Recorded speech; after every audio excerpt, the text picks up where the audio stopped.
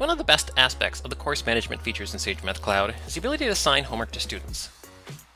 A SageMathCloud assignment consists of a folder with all of its files that you can associate a due date with, that you can collect a copy of any changes a student made to those files, and that you can send a copy of any comments you make back to the student.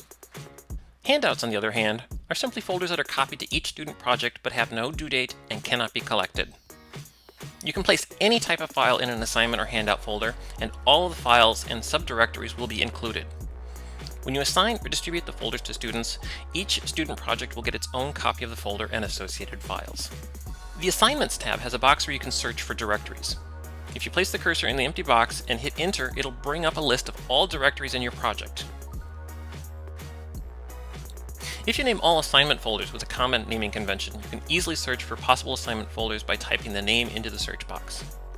Select the folder you want and add the assignments. You can create multiple assignments by selecting more than one folder and adding them.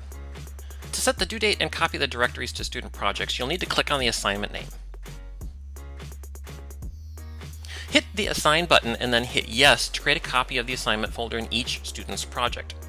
I'd recommend having students create copies of any files they modify and rename the files by adding something like to grade or something similar to the file name, and leave the original files untouched. I've had students accidentally erase problems. Also, if you make any changes to the assignments and recopy the assignment to the student directories later, if students aren't working on the original files, their work won't be overwritten. Of course, students should be able to recover backups of their work if something does get overwritten. The due date will be copied into a text file called duedate.txt. Make sure students know to look here to find the due date information. I recommend having a standard file name for homework instructions in each assignment. I typically include an assignments instruction file so students always know where to start. I'd also recommend having an initial practice assignment to make sure students understand how everything is going to work with SageMathCloud assignments. If you do wish to make changes to the assignment later, you'll need to click on the Open button here.